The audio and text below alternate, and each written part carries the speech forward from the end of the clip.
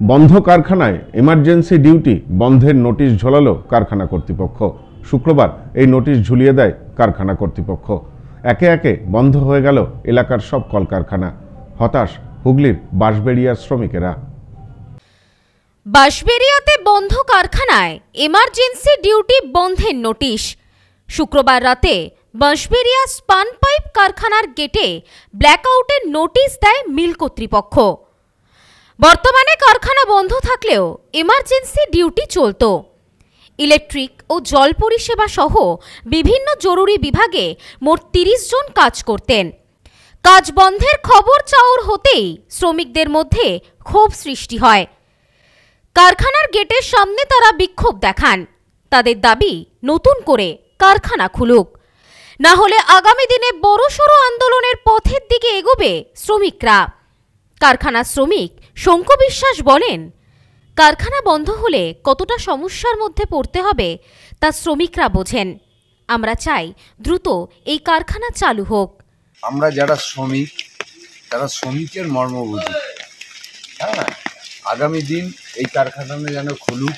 হ্যাঁ, আমরা যেন আমাদের নেক্সট জেনারেশন যেন চাকরি পায়, এবং আমরা যারা বৃদ্ধ হয়ে গেছি, এত বছর যে শ্রমিকের যে কাজ করেছি, যারা আজকে এই বৃষ্টির দিনে দাঁড়িয়ে আমরা যারা কথা বলছি, এখনো পর্যন্ত যেন কারখানাটা খুলুক, এবং আমরা যেন আমাদের প্রাপ্য যাদের একটু বয়স হয়েছে সেটা যেন পাই, এবং কারখানাটা খুলুক। এটা বিরুদ্ধে না, মালিকের প্রতি আমাদের ভীষণ আবেদন যে আমরা খুব ভালোবেসে এই কারখানার সাথে আমরা কাজে যুক্ত ছিলাম একটা সময়।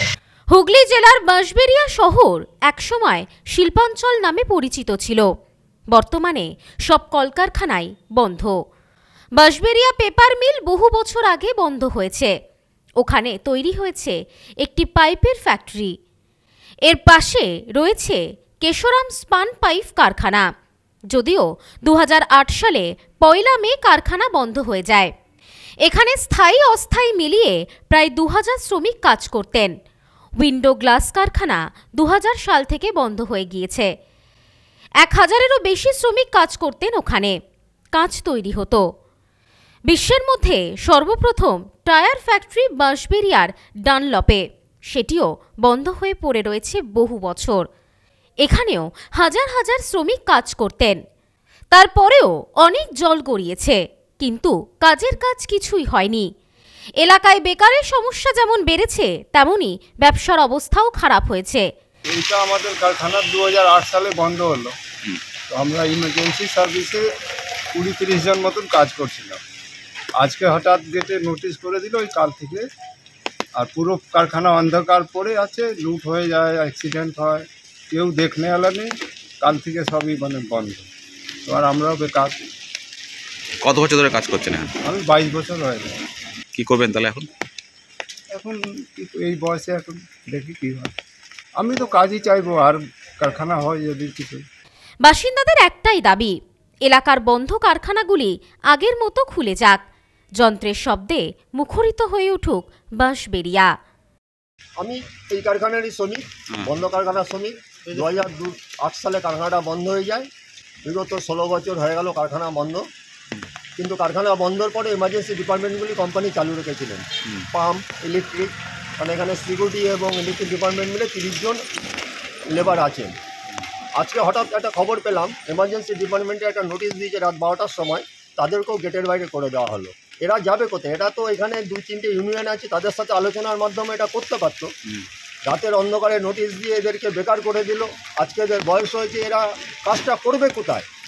আর এই কোম্পানি যা পাচ্ছে তাই করছে। প্রত্যেক দিনই 2-4টা গাড়ি করে আসছেন, কিন্তু ইউনিয়নের সাথে, এখানে কতগুলো ইউনিয়ন আছে, তাদের সাথে কোনো আলোচনা করছেন না। গেট খুলছেন, গেটে ঢুকে দেখছেন, দেখে বেরিয়ে চলে যাচ্ছেন।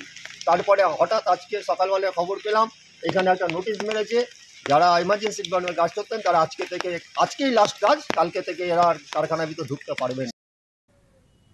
রাজেশ দেবনাথের রিপোর্ট, নিউজ স্নোম্যান্সল্যান্ড, হুগলি। নিউ পিসি জুয়েলার্স, সম্পর্ক গড়ে দেয়। বনগাঁতে আমাদের 3টি শোরুম প্রতিদিনই খোলা। নিউ পিসি জুয়েলার্স, বনগাঁ বাটার মোড়। New PC Jewellers branch, Kumudini স্কুলের বিপরীতে। New PC Jewellers beauty, Motiganj, Hatkhola. আমাদের এখানে সোনা কিনুন পেপারের দামে।